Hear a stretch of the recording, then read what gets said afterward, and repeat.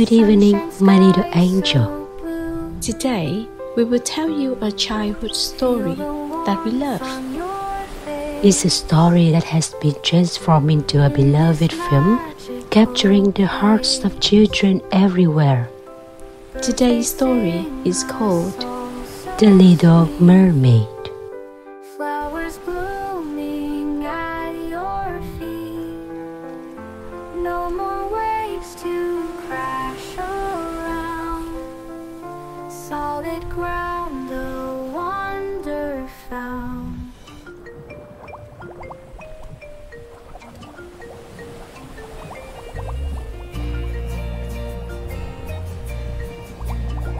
Far out in the deep sea, where the water is as blue as the petals of the loveliest cornflower, and as clear as crystal, but also very, very deep, there lies the kingdom of the sea, a place of enchantment, so deep that no anchor could ever reach it, and it could take mountains built on top of each other to reach the surface.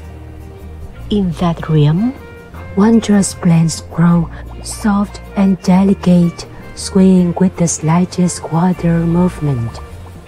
Great and small fish glide between their leaves like birds among the earth's trees. At the deepest point of this ocean, the Sea King's castle stands tall. Its walls are made of coral, its windows are carved from clear amber, and its roof is made of mother of pearl, which opens and closes with the tides. The Sea King had long been widowed, but he ruled his kingdom with wisdom, pride, and deep affection for his daughters. All kingdom matters were under his control until the eldest of his 6 daughters came of age. The king adorned her child that day with 12 pearls, while the others had no more than 6. He entrusted her with running the royal household, so he could devote himself to the governance of the ocean. Each of the Sea King's daughter was beautiful, thought of it in her own way. Their diverse beauty brought color and life to the court whenever they appeared together. Yet, the youngest princess, Ariel, stood apart from her sisters. Her skin was as radiant as the finest blossom, and her rays flowed in the vibrant red waves, rivaling the brightness of coral reefs. Her eyes, the color of the most transparent sea, held a depth and intensity that mirrored her father's gaze in its youth.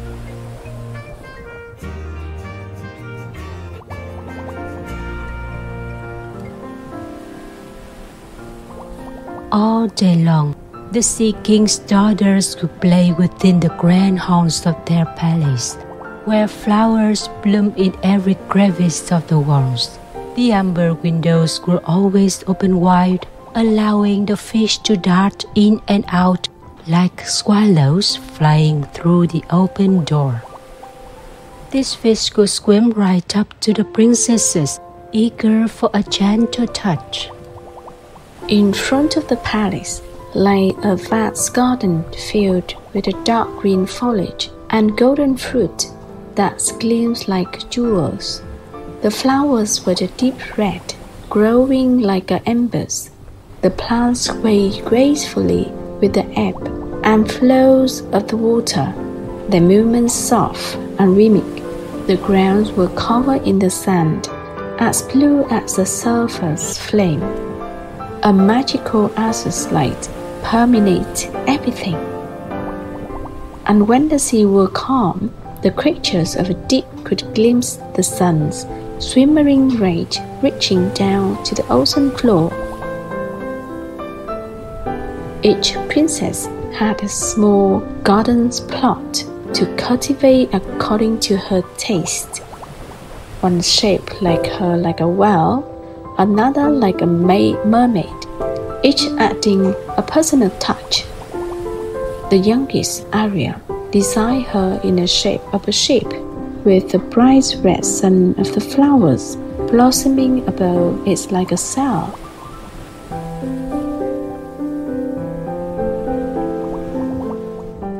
Ariel was quiet and reserved, speaking little, while her sister adorned their gardens with curious objects, salvaged from sunken ships. Ariel preferred simplicity. Aside from the deep red flowers that resembled the sun, she cherished only one other item, a statue that had fallen into the sea long ago, on a day she could no longer recall. It was a statue of a handsome young man carved from stone as white as snow. Beside it, she planted a red willow, which grew quickly, its thick branches casting a purple shadow over the blue sand below. Ariel loved to hear a story about a human world above, where the flowers gave off sweet fragrance, something the sea flowers lacks, where forest was a rich, vibrant green, and fish perched in the tree singing with the enchanting voice. Of course, Ariel had never seen the bird before. The Sea King called them fish, so she might understand. He told her, "When you turn 15, you can rise to the sea's surface, sit on the rocks under the moonlight, and watch the ships pass by.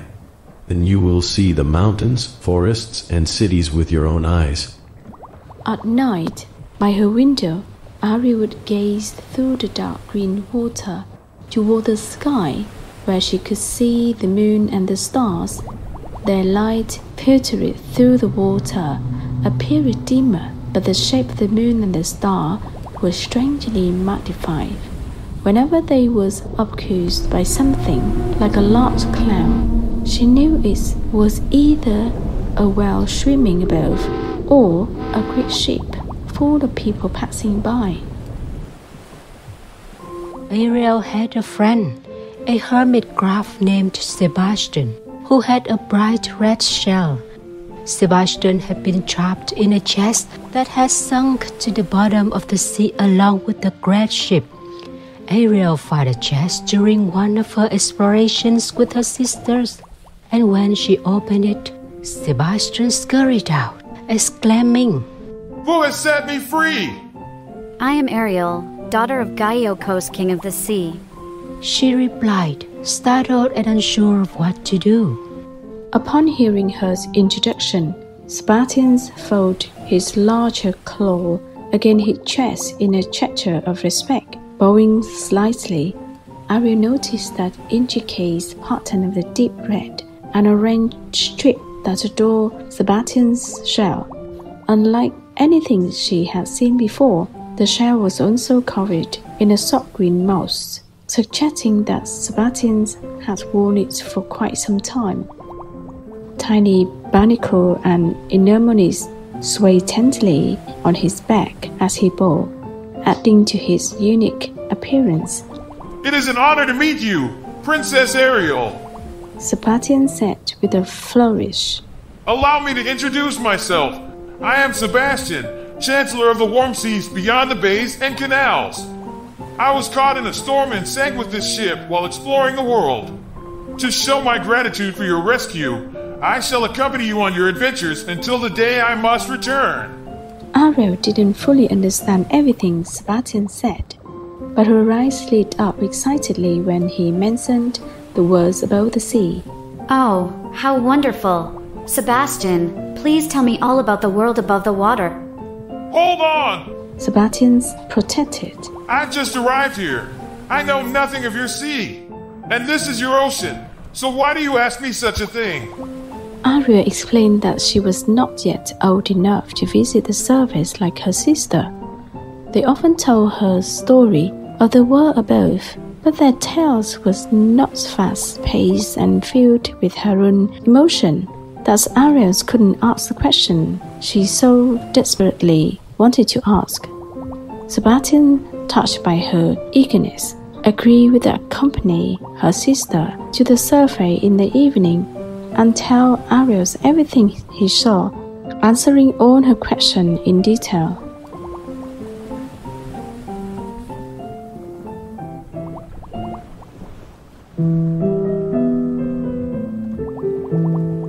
And so, through Sebastian's tales, Ariel learned of the moonlit nights on sandy shores where the sea was calm and the great city near the coast shimmered with hundreds of lights as beautiful as stars.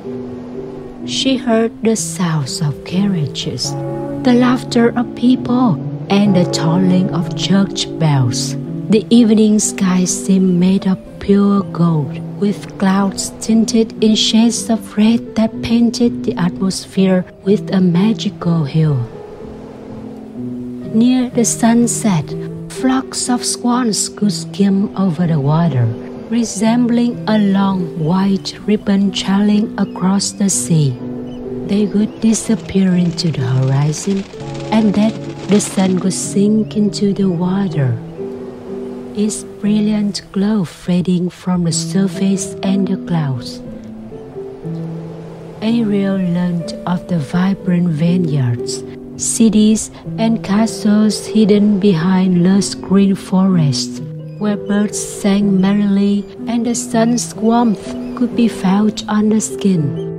The mountains stood tall and proud, the meadows were lush and green, and the children on land swarmed with skill and grace despite not having a mermaid's tail.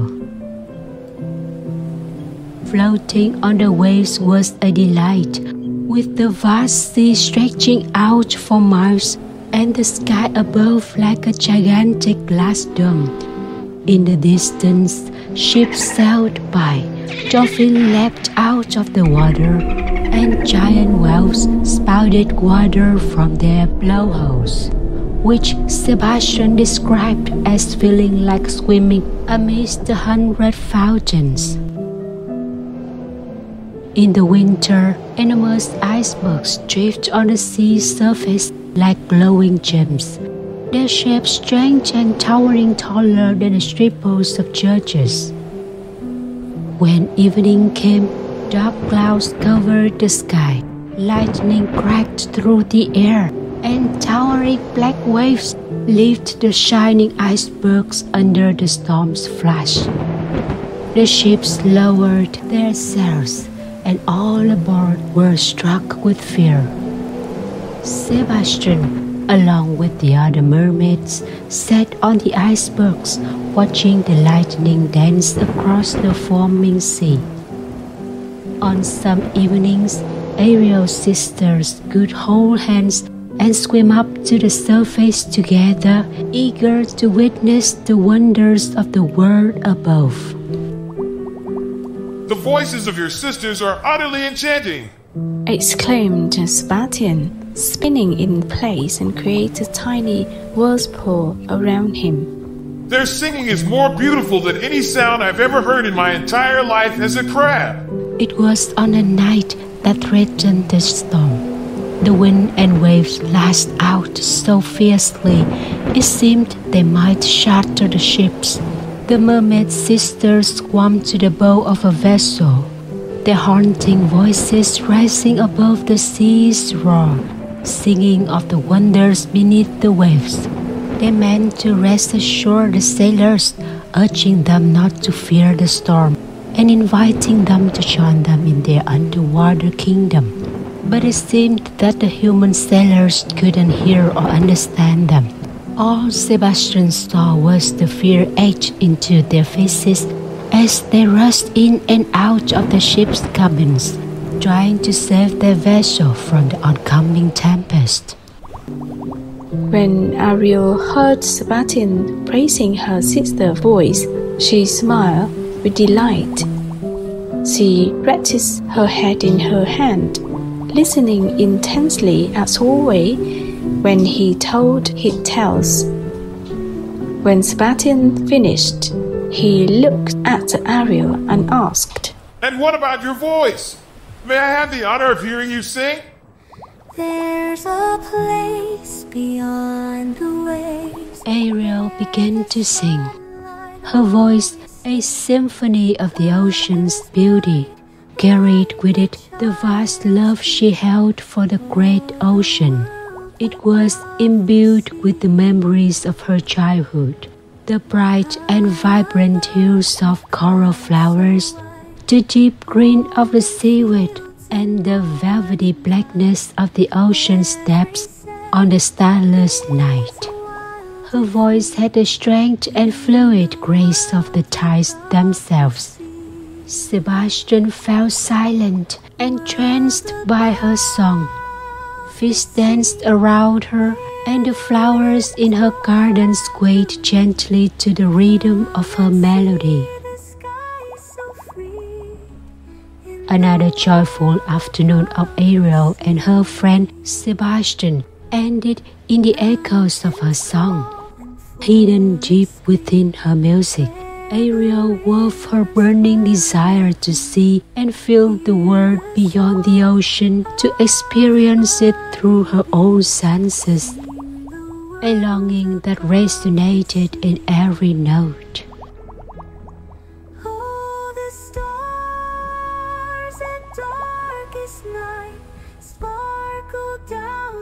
Gems so bright, endless wonders wait for me in the world above the sea. Storytime ends here for today. We'll continue the next part in the upcoming The Little Mermaid Storytime.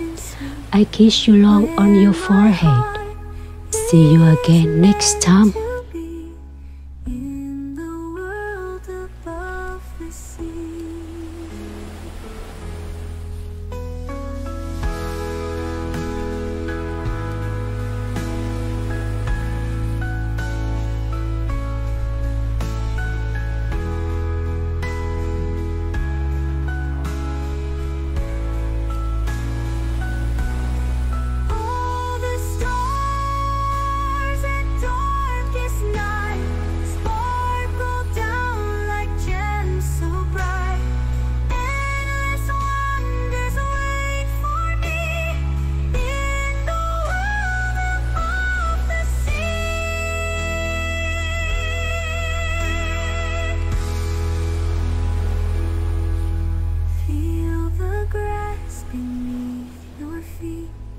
Taste the air so fresh and sweet, where my heart is meant to be.